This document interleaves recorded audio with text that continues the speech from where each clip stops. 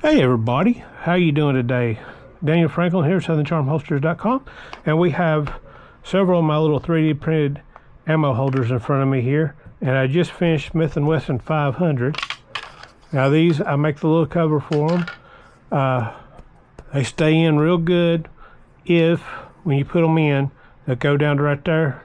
You just give them an extra push because that rim is what's holding them good. Without it, they'll come out. They'll, not quickly, but they will fall out if you shake it enough. They're not hard to pull out at all. I went through about 4 or 5 different versions before I got the tension the way I liked it. Of course, with the cover on it, you don't have to worry about them falling out. I wanted to get them where if you didn't have the cover, they would still stay in and wouldn't fall out on you. So that's how they are. If you don't push them all the way in, though, so they come out easy, but you give them that little push and then they stay.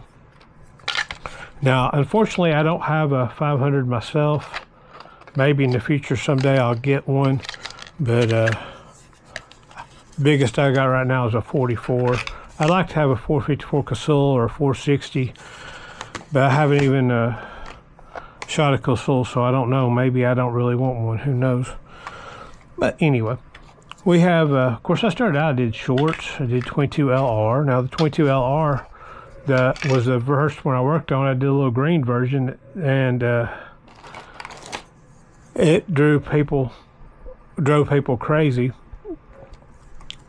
because I didn't do a cover for it, and everyone was afraid that if I dropped it, it'd blow up. So I did do a drop test on them. Go back and watch that video. But the finalized version turned out a lot better with the cover. Of course, holds 20 instead of 12. And I did 9mm. I do it in red and black and red. Which way do y'all like better? Do you like black and red or red and black? Evidently, I like the black and red pretty good because I've started doing most of them in that. If you look around, you'll see I'm surrounded with projects I need to get on, so I'll get off here and get started back on this holster I'm working on.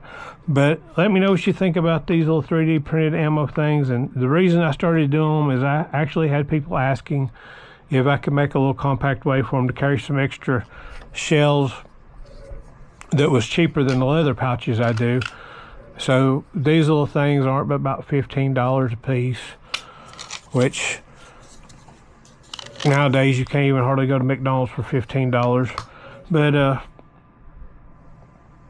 my leather ones are a bit more. Of course, the leather's going to last you for generations. These, I don't know how long they'll last. They'll probably last a good while, though. Come see me, Daniel Franklin, SouthernCharmHolsters.com, and let me know what caliber you think I need to work on next. Y'all have a wonderful, wonderful rest of your day. Bye.